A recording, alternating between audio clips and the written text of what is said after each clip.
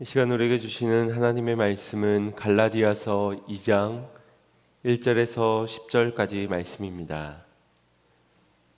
갈라디아서 2장 1절에서 10절까지 말씀입니다.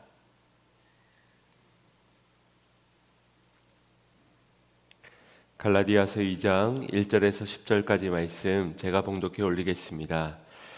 14년 후에 내가 바나바와 함께 디도를 데리고 다시 예루살렘에 올라갔노니 계시를 인하여 올라가 내가 이방 가운데서 전파하는 복음을 저희에게 제출하되 유명한 자들에게 사사로이 한 것은 내가 다름질하는 것이나 다름질한 것이 헛되지 않게 하려 함이라.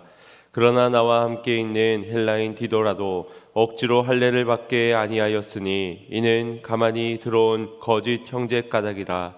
저희가 가만히 들어온 것은 그리스도 예수 안에서 우리의 가진 자유를 엿보고 우리를 종으로 삼고자 함이로되 우리가 일시라도 복종치 아니하였으니 이는 복음의 진리로 너희 가운데 항상 있게 하려 함이라.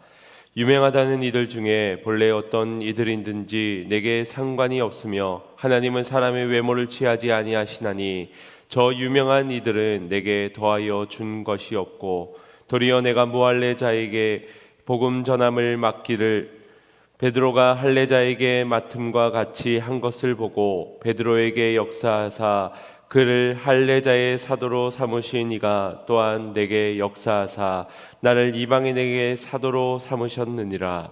또 내게 주신 은혜를 알므로 기둥같이 여기는 야고보와 게바와 요한도 나와 바나바에게 교제의 약수를 하였으니 이는 우리는 이방인에게로 저희는 할례자에게로 가게 하려 함이라. 다만 우리에게 가난한 자들 생각하는 것을 부탁하였으니 이것을 나도 본래 힘써 행하노라. 아멘. 할렐루야. 오늘도 하나님의 특별한 은혜와 축복이 저와 여러분 가운데 함께하기를 간절히 소망합니다. 하나님의 임재를 경험하시고 주님만 바라보고 주님으로 얻는 귀한 시간 되시기를 간절히 소망합니다. 여러분, 아이들이 왜 엄마 아빠가 하는 잔소리를 싫어하는지 아십니까? 어떤 분이 이렇게 말하시더라고요. 그건 옳은 말을 기분 나쁘게 해서 그렇다라고 말입니다. 정말 그런 것 같지 않습니까? 부모의 눈에는 자녀의 행동 하나하나가 탐탁치 않을 것이고 또 잘못된 점들이 보이게 마련일 겁니다. 그로 인해서 이 마음이 아프면서도 속상한 마음에서 이 자식을 향한 훈계를 하게 되는 것인데, 평소에는 자녀의 이름을 사랑스럽게 부르면서 다독였다면 이 잔소리를 할 때는 인상부터가 달라지게 됩니다. 야, 너 이름은 빠지게 되고 그냥 윽박지르면서 아빠가 뭐라 그랬어? 엄마가 하지 말라 그랬지? 라고 소리부터 지릅니다. 어떻게 제가 좀 화내는 게 어울립니까? 아이들을 화낼 때는 저도 성난 사람이 되는 것 같습니다. 아무리 좋은 말이라 하더라도 이렇게 상한 감정을 담아서 전하면 누가 들어도 듣기가 싫을 것입니다. 그런데 어떤 의미에서 복음을 전하는 우리 그리스도인들에게도 이런 비슷한 모습이 있지 않을까 생각해 보게 됩니다. 사람들이 기독교인들을 일컬어 자주 하는 말이 있습니다. 그건 말은 잘한다, 말만 잘한다 라는 말입니다. 그 말의 의미는 복음도 좋고 예수도 좋고 다 좋은데 그것을 전하는 너희는 왜 그 모양이냐 라는 의미일 겁니다. 너희의 말과 너희의 행동은 다르지 않느냐. 예수님을 기분 나쁘게 전하지는 않을 겁니다. 그런데도 삶이 곧 전도지인 우리들의 모습이 어떠한지를 돌아보아야 할 것 같습니다. 사랑을 말하면서 혹시 용서하지 못하는 삶을 살고 있지는 않습니까? 앞뒤가 다르고 겉과 속이 다른 삶이진 않습니까? 말끝마다 불만이 가득하고 거짓말이고 뭔가 좋은 일이 있으면 감사했다가도 금세 나쁜 일 가운데는 불평하는 모습이라면 아무리 좋은 복음을 전한다 하더라도 전혀 전달되지 못할 것이라는 겁니다. 왜 교회가 세상에 선한 영향력을 끼치지 못하는 것일까? 왜 부모가 자녀의 신앙으로 이끌어주지 못하고 있는 것인가? 왜 오늘날 교회가 쇠퇴하고 그리스도인들이 세상에 지탄을 받고 있는 것인가? 이런 일련의 문제들이 결국 복음에 문제가 있는 것이 아니라 복음을 담아내는 우리 그릇에 문제가 있는 것 아니겠습니까? 즉 복음을 말하는 우리가 정작 복음으로 살아내지 못하고, 그래서 어떤 복음의 능력도 세상 가운데 나타내지 못하기 때문이라고 여겨집니다.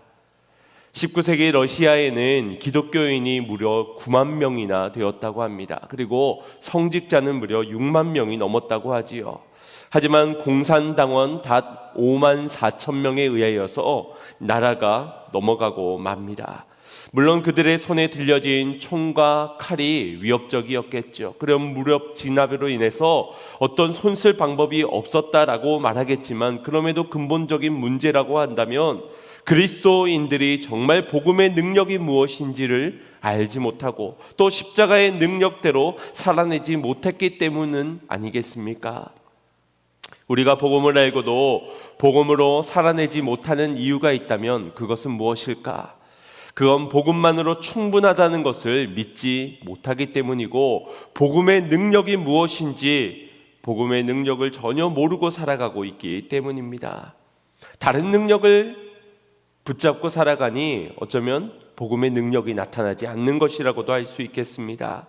복음의 능력이 무엇입니까? 단순히 죽어서 천국 가게 하는 것, 혹은 물아 갈라져라, 비야 멈춰라 해서 기도에 응답을 얻는 거나, 아니면 병고침을 받는 것, 그렇게만 믿으면은 문제가 없을 때는 나타나지 않는 것이 바로 복음의 능력이라고 할 수 있겠습니다.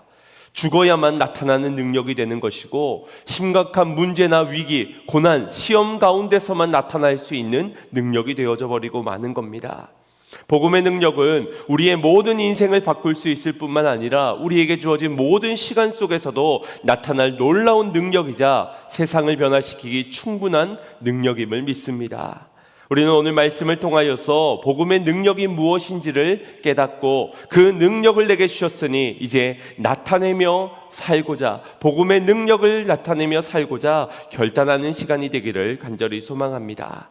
지난주 바울은 갈라디아 교회들에게 이 진짜 복음이 무엇인지, 그리고 그 외에 다른 복음이 없다는 것을 증거하면서 우리에게 주어진 이 복음만으로 부족함이 없습니다, 충분합니다 라고 말하였습니다. 기억나시지요? 네. 구원뿐만 아니라 그리스도의 삶에 있어서도 이 복음 외에는 다른 무언가가 더 필요치 않아야 하는 것입니다. 그런데 다른 복음이 내 삶에도 구원에도 필요 조건으로 말한다면 그 모든 것이 우상이 되어져 버리고 마는 겁니다. 그런데 거짓 교사들이 이 우상을 교묘하게 속임수로 또 거짓으로 포장하여서 우리에게 마치 너무나도 절대적으로 필요한 것처럼 가르쳤던 것입니다. 이것까지가 복음이라고 진짜 복음을 왜곡하였던 것이지요. 이에 오늘 갈라디아서 2장에서는 이 바울이 예루살렘에 오르게 됩니다. 1절 말씀을 보겠습니다. 시작.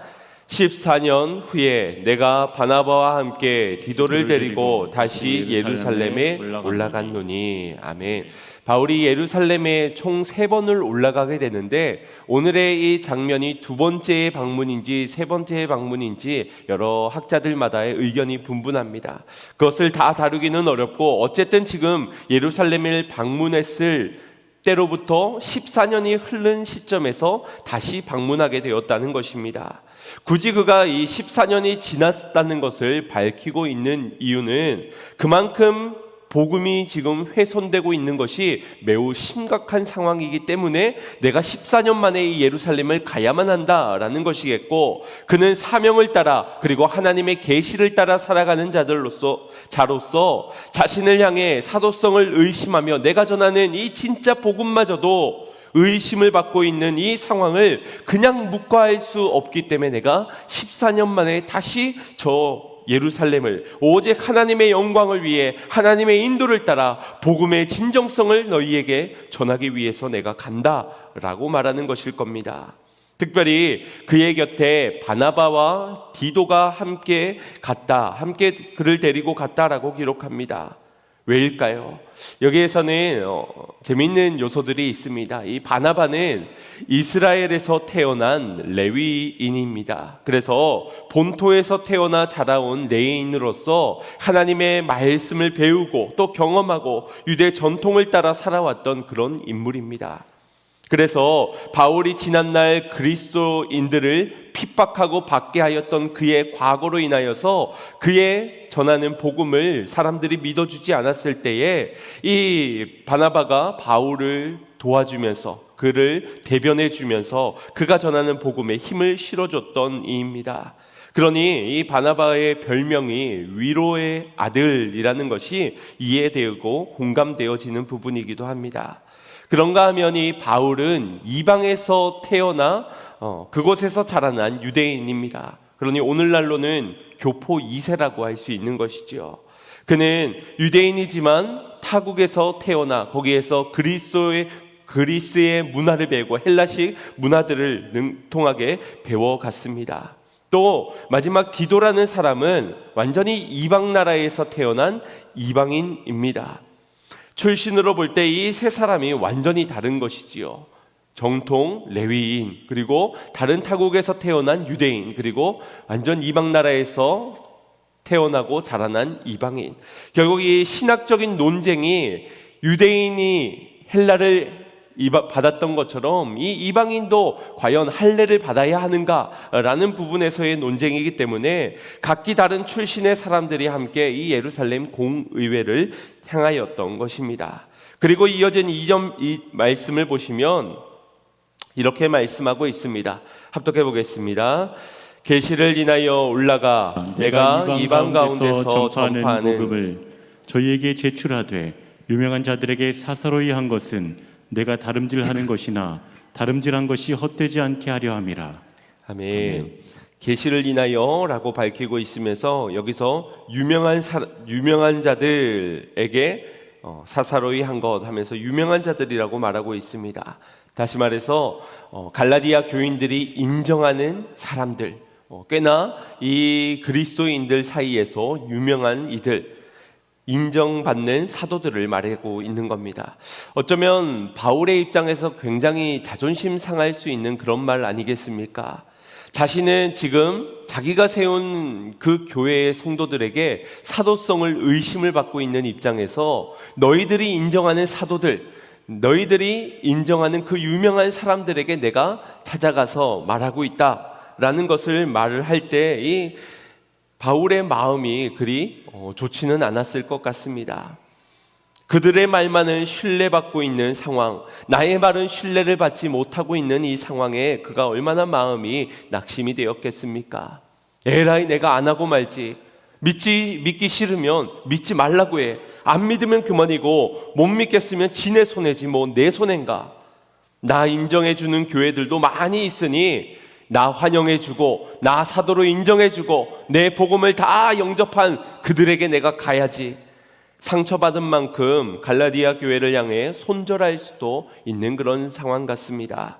하지만 바울은 유명한 사람들에게만 마음문이 열려져 있는 이 갈라디아 교회들을 위하여 기꺼이 예루살렘을 14년 만에 향하게 되었고 또 유명한 자들에게 가서 이 논쟁을 구하고 있으면서 끝까지 포기하지 않고 교회들에게 복음을, 진짜 복음을, 그리고 복음의 능력을 제시하고 있는 것입니다. 어쩌면 이것이 바로 복음을 깨닫고 복음의 능력을 살아내고 있는 사람의 모습이라고 할 수 있겠습니다. 조금 섭섭하다고, 인정받지 못했다고, 무시 좀 당했다고, 화를 내고 다투고 다 포기해버리는 것은 복음의 능력보다는 내 능력을 의지하며 내 능력만으로 괜찮다라고 그렇게 믿는 사람의 모습이라고 할 수 있겠습니다. 바울의 마음이 분명 낙심이 되었을 테지만 이 모든 섭섭함들, 이것을 복음의 능력으로 완전히 눌러버리는 것입니다. 그러면서 다시금 사명으로 일어나 끝까지 사명을 감당해내는 것이지요. 그 사명은 주님이 주신 사명이기 때문에 사명대로 살아갈 때 기쁨이 있고 온전한 복음을 전할 수 있다는 것에 기뻐 감사하는 삶을 그가 선택했던 것입니다. 바로 이것이 첫 번째 복음의 능력이라 할 수 있는 기쁨입니다. 주님으로 인하여 주님 안에 있는, 복음 안에 있는 기쁨 말입니다. 많은 그리스도인들이 기쁨을 갈망합니다. 그래서 기쁨을 얻고자 수많은 수고들과 노력들을 해나가지만 정작 사명대로 살아가지 않고 이미 주신 기쁨조차도 누리지 못하고 살아가고 있습니다. 주님 안에 기쁨이 있고 주님과 함께 동행하는 삶에 기쁨이 있지만 이것을 놓치면서 살아가기 때문에 무언가를 해서 기쁘려 하고 무언가를 얻어내서 무언가를 가지고 있기 때문에 기쁘다라고 말하게 되는 것입니다.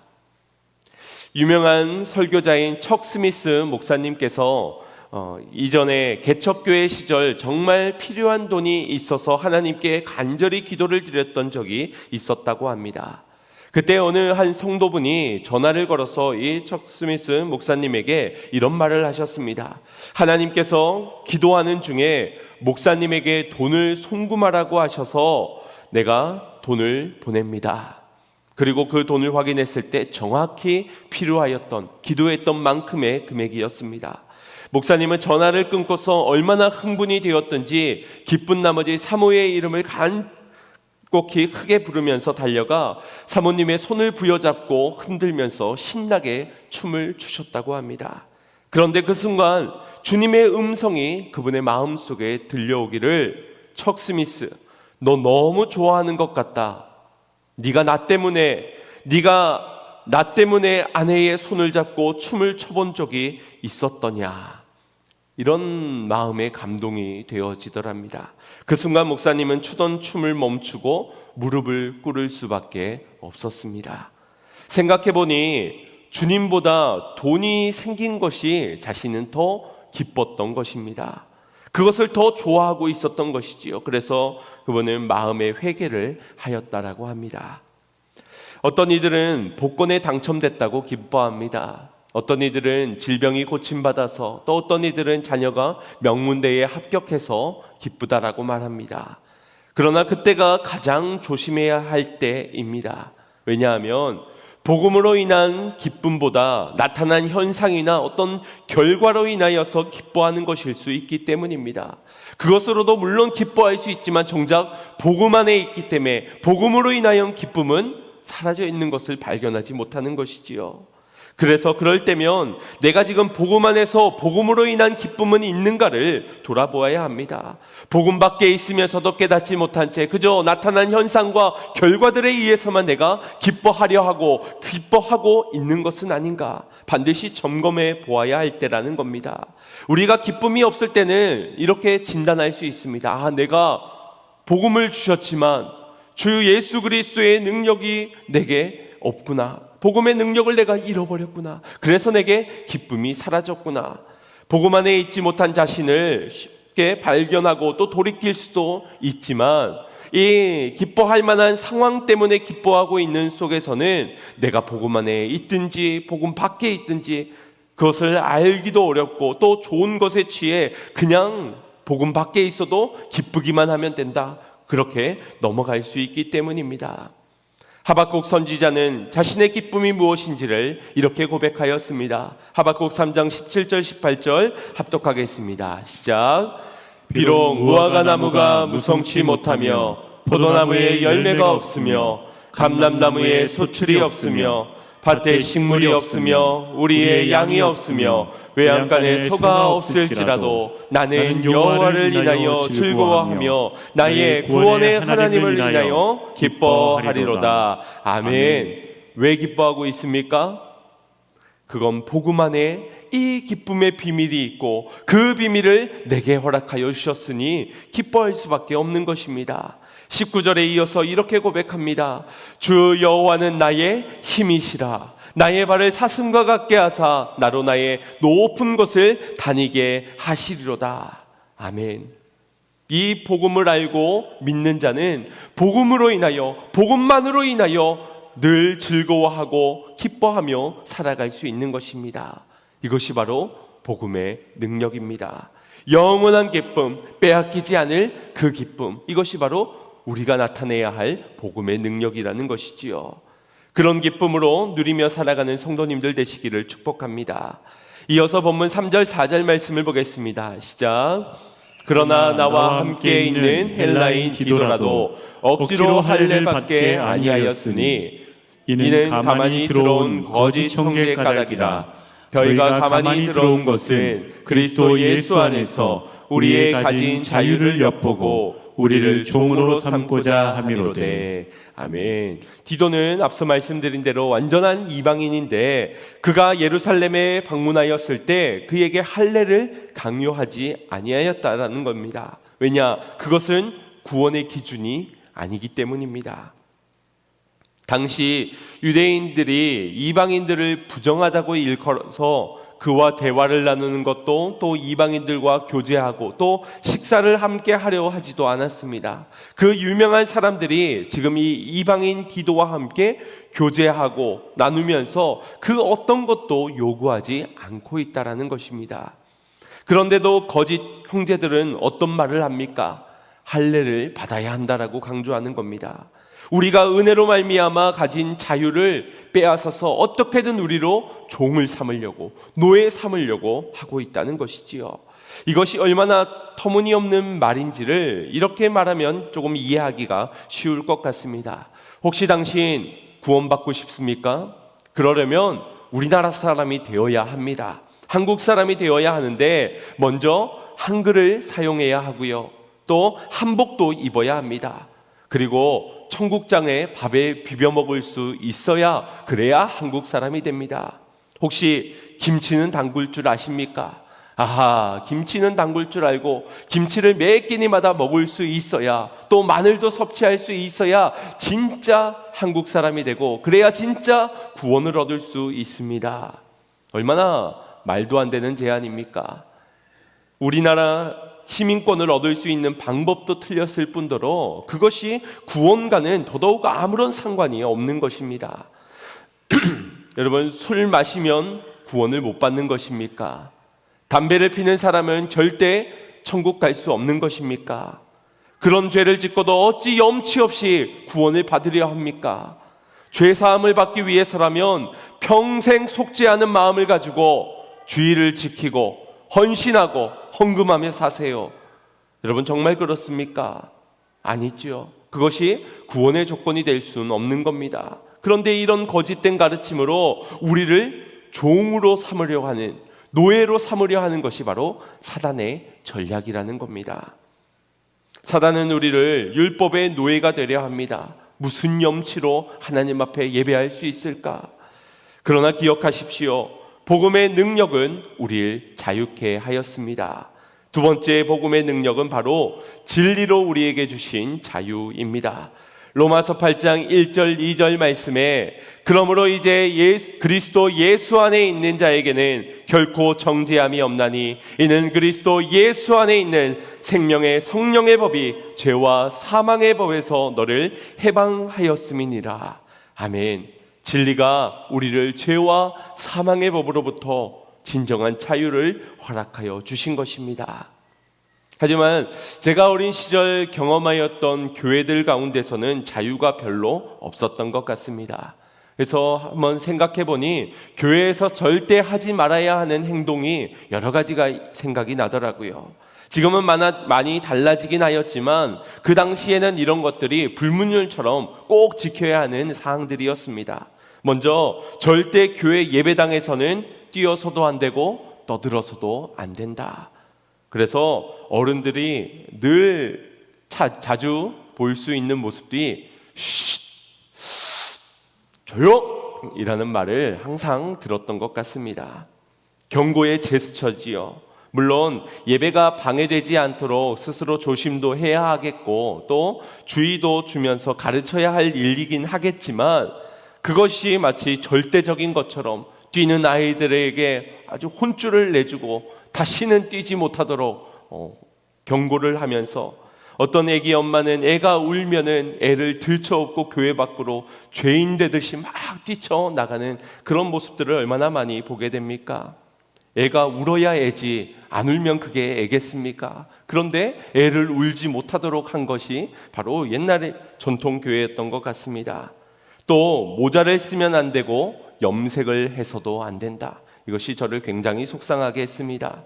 머리가 까치집이 졌는데 지각을 하더라도 지각을 하면 안 되죠. 모자는 그래도 쓰면 안 됩니다. 그래서 머리가 눌렸든 까치집이 졌든 모자는 벗고 예배를 드려야 그것이 예배가 되고, 또 권사님도 빨간 머리, 집사님도 갈색 머리, 여성분들은 염색을 자유롭게 하는데 남자는 안 된다. 그것이 저를 또한 속상하게 하였습니다. 그래서 아버지에게 간곡히 부탁해서 대학교 2학년 때 한 번만 염색하게 해주세요.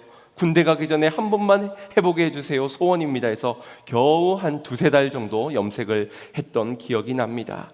어느 수련회를 갔더니 염색을 한 청년들 다 일어나라고 하더니 이 사단의 자식들아 하면서 염색약을 팔면서 꼭 염색을 해야만 된다라고 하기도 하였습니다. 또 찢어진 바지도 안 되고요, 슬리퍼를 신고 예배를 드려서도 안 된다 하였습니다. 한여름이 되면 얼마나 땀이 납니까? 그러면 좀 시원한 통풍이 되는 나시도 입고 싶고, 또 바지도 좀 헐렁헐렁하게 입고 싶고, 샌들이라도 신고 싶은데 결코 이 발가락이 나와서는 안 됩니다. 그래서 가방에 항상 이 신발을 하나 더 넣어 다니기도 하고요. 그리고 반바지도 그때부터 입지 않았던 것 같습니다. 왜냐하면 이 반바지를 입고 성가대 가운을 입으면 약간 그 모습이 좀 이상하게 보이잖아요. 마치 치마를 입은 것처럼. 그때부터 저는 반바지를 안 입었던 기억이 나기도 합니다. 또 강대상에는 이제 빨간 카페트가 늘 깔려 있었지요. 결코 그 위를 올라가서는 안 됩니다. 그래서 혹시나 올라갈 일이 있으면 최대한 빨리 허리를 숙이고 빨리 지나갔다 와야 되고, 혹은 간단히 갈 수 있는 일이라면 신발 벗지 않고 무릎으로 팍팍팍팍 가가지고 주보를 올려놓고 오든지 물을 갈고 오든지 그랬던 기억이 납니다. 또 예배당에선 가요를 부르면 안 된다고도 하였지요. 불러야 하는 꼭 특별한 이유가 있는 것은 아니지만, 목사님은 설교 중에 가요, 트로트도 이렇게 곧잘 부르시는데 이 학생들은 절대 가요를 불러서는 안 된다라고 하고, 번쩍이는 것도 안 된다 하고, 그래서 예배가 끝나면 스트레스 풀러 2차로 무조건 노래방을 갔던 그런 청소년의 기억도 있습니다. 또 주일에는 돈을 쓰면 안 된다. 하루 전날 미리 슈퍼를 갔다 와야 되고, 물건도 사둬야 된다. 외식도 안 된다. 이것이 제가 경험했던 어린 시절의 교회에서의 여러 규칙들이었습니다. 구원의 조건은 아닌 것은 알지만 마치 완벽한 구원을 얻기 위해선, 하나님의 기쁨을 위하여선 이런 것들이 필수적인 것이라고, 뒷받침되어져야 하는 것이라고, 그래서 지켰을 때는 안심이 되어지고 하나라도 어겼을 때는 뭔가 불안해지는 것, 그런 것이 신앙생활이었습니다. 그러다 보니 이 신앙생활이 재미가 없고 또 자유도 없고 기쁘지도 행복하지도 않고, 구원을 받으려면 이런 마땅히 지켜야 하는 신앙의 규칙들을 지켜야 한다라고 인식을 하게 되는 겁니다. 인식뿐만 합니까? 내가 지키니 다른 사람도 지켜야 된다. 다른 사람이 지키지 않으면 마음이 불편해지고 정죄하게 되고 판단하게 되고, 그렇게 복음의 능력인 자유를 잃어버리고 살아가게 되는 것입니다. 바울은 예수님을 만나기 전 스스로를 의로운 자라고 칭하였습니다. 빌립보서 3장 말씀에 보면 바울이 자신을 일컬어 말하길, 내가 난지 8일 만에 할례를 받고 이스라엘 족속이며 베냐민 지파요 히브리인 중에 히브리인이요 또 율법에는 바리새인이요 열심히는 교회를 박해하고 율법의 종으로는 흠이 없는 자, 이것이 자신이었다라고 말하였습니다. 그러니 예수를 믿겠다고, 예수를 따르겠다고 하는 이들을 그냥 내버려 둘 수가 없었던 겁니다. 그런데 예수를 모를 때는 자신이 이런 의로운 사람이었다 스스로 일컬었던 그가 예수님을 진정으로 만나고 보니 이 모든 것은 배설물과 같은 것이요, 자신은 곤고한 자로 또한 죄인 중에 괴수라는 것을 예수님을 만나고 발견하게 되었던 것입니다. 하지만 복음의 능력은 자신의 모든 죄를 깨닫게 하는 것으로 끝나져 버리는 것이 아니라, 그 모든 주홍빛 같은 붉은 죄일지라도 예수 그리스도의 보혈의 피로 모든 죄가 씻음을 받고 깨끗하게 씻겨진 경험을 하게 되는 것이 바로 복음의 능력인 것입니다. 고로 자유케 되는 것이지요. 이런 복음의 능력을 모르면 내가 이 죄의 짐을 벗어버리기 위해서 무언가를 해야 한다고 무단히 애를 쓰게 되고, 또 이에 율법과 할례를 받아야 한다는 말에 나도 흔들리고 또 남에게도 그렇게 전하게 되는 것입니다. 구원의 기준은 오직 하나님의 은혜와 예수 그리스도를 믿는, 복음을 믿는 믿음뿐입니다. 우리의 어떤 과거도, 어떤 죄인도, 어떤 허물도 복음이 주는 이 자유를 막거나 제한할 수 없는 것입니다.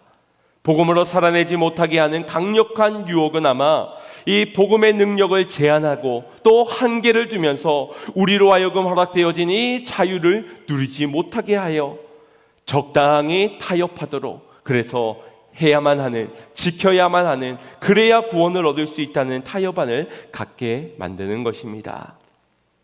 그러나 바울은 깨달았습니다. 예수 안에 있는 자에게는 결코 정죄함이 없다는 것을 말입니다. 이제 더 이상은 육체의 정욕을 따라 내가 살지 않겠고 성령의 소욕을 쫓아 내게 주어진 자유를 만끽하며 자유 안에서 더 이상 죄를 짓지 않고 살아가겠노라고 그는 결단한 것입니다. 그리고 자신이 받은 이 복음의 능력인 자유를 이 갈라디아 교회도 잃어버리지 않기를 간절히 원하였던 것이지요. 사랑하는 성도 여러분, 복음 안에 있는 이 진정한 해방의 자유를 누리는 성도님들 되시기를 축복합니다. 복음의 능력을 사사로운 것에, 형식에, 틀에 얽매여 갇힌 자로, 종된 자로, 노예된 자로 살아가지 않기를 간절히 소망합니다. 마지막 세 번째 복음의 가장 강력한 능력인 바로 사랑입니다. 로마서 8장 35절부터 37절까지 말씀 합독하겠습니다. 시작. 누가 우리를 그리스도의 사랑에서 끊으리요? 환난이나 곤고나 핍박이나 기근이나 적신이나 위험이나 칼이랴. 기록된 바 우리가 종일 주를 위하여 죽임을 당케 되며 도살할 양같이 여김을 받았나이다 함과 같으니라. 그러나 이 모든 일에 우리를 사랑하시는 이로 말미암아 우리가 넉넉히 이기느니라. 아멘. 아멘. 사단의 목적은 한 가지입니다. 어떻게든 우리를 죽이고 멸망시키려 하는 것.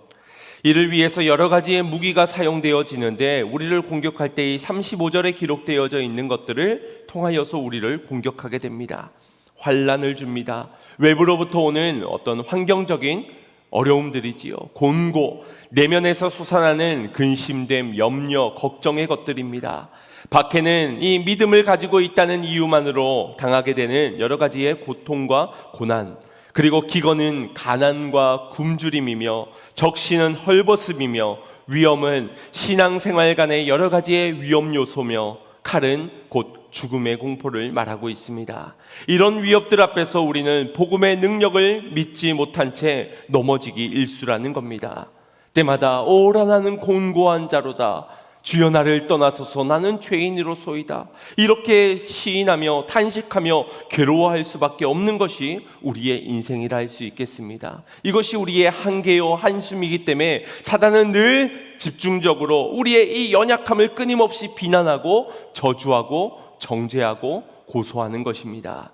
하지만 복음은 그런 우리일지라도 예수 그리스도의 사랑에서 끊어지지 않는다 말씀합니다. 어떤 사단이 여러 가지의 무기를 가지고 우리를 공격한다 하여도 우리에게 매어진 이 사랑의 줄을, 그리스도의 사랑의 줄, 복음으로 맺어진 이 사랑의 줄을 끊을 수 없다라고 말씀하고 있는 겁니다. 그러니 그 사랑을 믿으시고 그 사랑 안에 거하시고 그 사랑 안에서 사랑하며 살아가는 삶이 되어야 할 줄 믿습니다.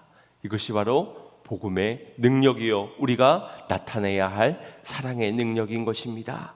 오늘 함께 보지는 않았지만 본문 이후에 기록되어진 11절부터의 말씀 속에서는 게바라고 불려지는 베드로, 그를 바울이 책망한 사건이 기록이 되어지고 있습니다. 이유는 이 베드로가 이방 사람들과 함께 식사를 하고 있는 자리에서 이 야고보로부터 몇 사람의 유대인들이 이제 그 자리를 오게 되었는데, 그 순간 갑자기 할례 받은 그들이 찾아오게 됨을 두려워한 나머지 이 베드로가 함께 식사하고 있던 이방인을 두고 떠나간 일이 있었기 때문입니다. 그로 인해 다른 유대 사람들도 이 베드로와 함께 외식하였다, 위선을 하였다라고 기록하고 있고, 심지어 바나바까지도 그들의 외식에 유혹을 당했다라고 기록되어져 있습니다. 자기 자신의 이익을 위해 내가 지금 이방인들과 같이 식사하고 있다는 것이 저 유대 사람들이 볼 때 내가 앞으로 이 유대 사람들에게 복음을 전하는데 방해가 되지 않을까, 이런 생각들, 마주하게 될 여러 가지의 결과들을 두려워한 나머지 이방인들을 버려두고 떠나갔던 것입니다. 이를 바울이 책망하면서 이렇게 14절에 말씀을 하였습니다. 합독하겠습니다. 그러므로 나는 저희가 복음의 진리를 따라 바로 행하지 아니함을 보고 모든 자 앞에서 게바에게 이르되, 내가 유대인으로서 이방을 쫓고 유대인답게 살지 아니하면서 어찌하여 억지로 이방인을 유대인답게 살게 하려 하느냐. 아멘. 자기 자신은 하나님의 택한 백성답게, 거룩한 성도답게 복음이 안에 있어 복음대로 살아내지 못하면서 어찌 너가 복음을 저 이방인들에게, 믿지 않는 자들에게 강요할 수 있겠느냐라는 것입니다. 내가 복음으로 살아내지 못하는데 어찌 전도하겠느냐? 어찌 너희 자녀들이 너를 보고 예수를 알고 너를 보고 주님께로 나올 수 있겠느냐? 어찌 그들에게 강요할 수 있겠느냐 하는 것입니다. 이것을 세번역 성경에서는 또 이렇게 표현이 되고 있습니다. 나는 그들이 복음의 진리를 따라 똑바로 걷지 않는 것을 보고 그들에게 말하였다. 복음의 진리를 따라 똑바로 걷지 않는 인생. 당신은 복음의 능력을 믿지 못하고 복음의 진리를 따라 똑바로 걷지 않고 있으면서 어찌 복음을 말할 수 있겠습니까? 이방인 그대로를 사랑하시는 하나님과 오직 은혜로만, 오직 믿음으로만 구원을 허락하신 예수 그리스도 복음 외에 어찌 다른 복음으로 살아가는 당신이 진정한 복음을 말할 수 있단 말입니까? 이방인을 향한 주님의 뜻을 알았던 그 베드로 사도조차도 한순간 복음의 능력을 잃어버리고 넘어질 때가 있었다라는 것입니다. 하물며 우리는 어떻겠습니까?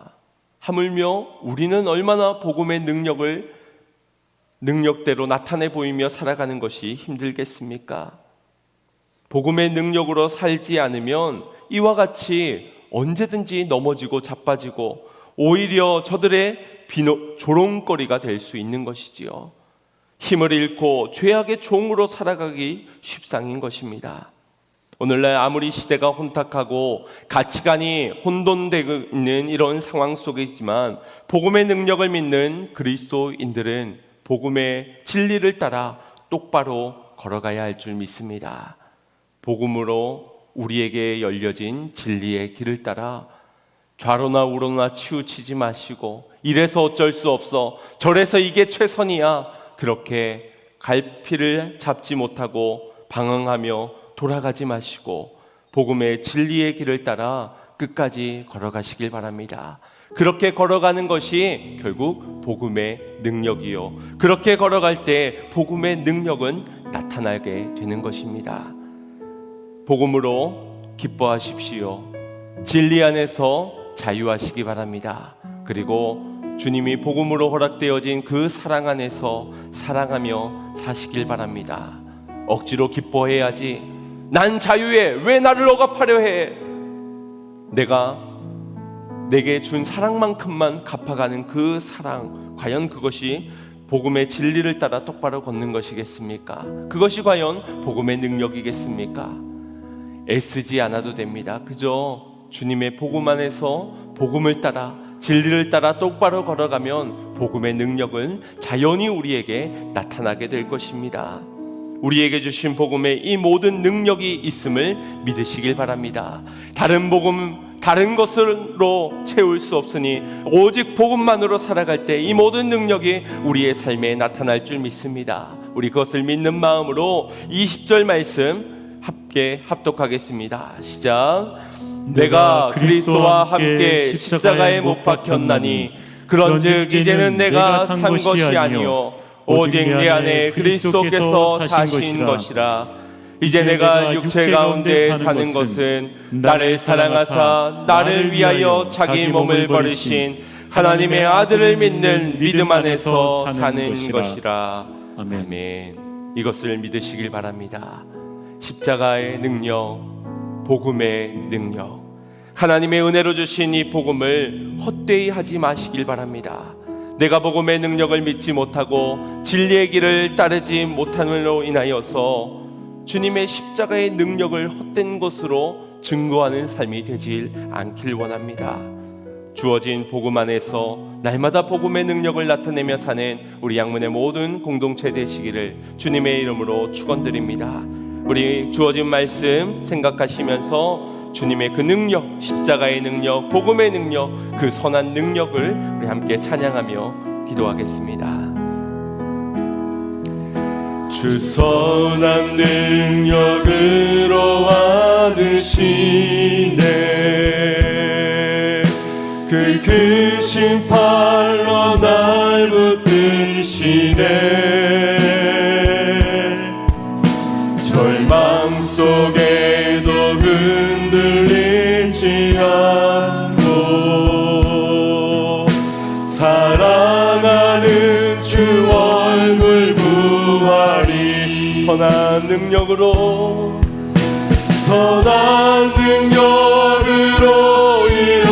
일어서리 주만을 지어리 믿음으로 우리 고대 안에 주 오실 그날 영광의 새날을 맞이하리. 이전에 괴로운 날 애워싸도 이전에 괴로운 날 애워싸고 고난의 길을 걷는다 해도 주님께 모두 맡긴 우리 영혼 끝내 승리에 나를 맞으리. 아멘. 선한 능력으로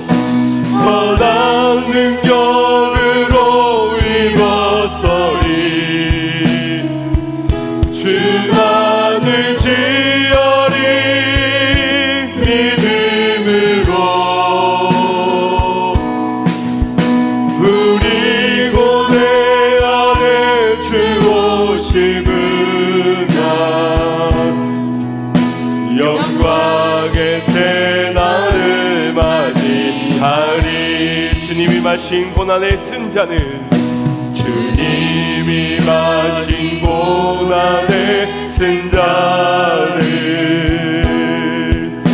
우리도 감사하며 받으리. 주님이 남은 고난 채워가며 예수와 복음 위에 살리라. 아멘. 선한 능력으로 일어서리 주만을 지어리 믿음으로 우리 고대 안에 주 오실 그날 영광의 새날을 맞이하니.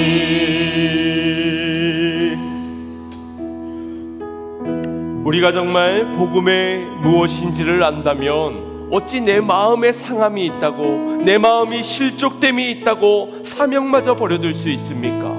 복음마저 두고 떠나갈 수 어찌 있단 말입니까? 복음이 무엇인지를 안다면 결코 그 복음을 떠나서는 살아갈 수 없는 인생이 되고 말 것입니다. 오늘 혹시 복음은 알고는 있지만 복음의 능력을 잃어버린 삶이진 않습니까? 진리를 따라 복음의 진리를 따라 똑바로 걸어가야 하는 우리의 인생이지만 혼돈되어진 가치관 속에 세상의 문화에 취해 사람들의 말에 의해 내가 마주할 두려운 내일의 염려 때문에 혹시 갈팡질팡하며 이 진리를 따라 걸어가기를 마다하고 있지는 않습니까? 복음의 능력을 감추고 제한하고 한계를 두고 있는 것은 아닙니까? 오늘 시간 주의 십자가의 능력을 믿고 걸어가기를 원합니다. 진리를 따라 걷는 자 되기를 원합니다. 복음의 능력인 기뻐하는 삶과 복음의 능력인 자유케 하는 삶, 복음의 능력인 사랑하며 살아가는 삶, 주여 내 안에 회복되어지게 하여 주시옵소서. 우리 주의 한번 무릎 꿇고 기도하겠습니다. 주여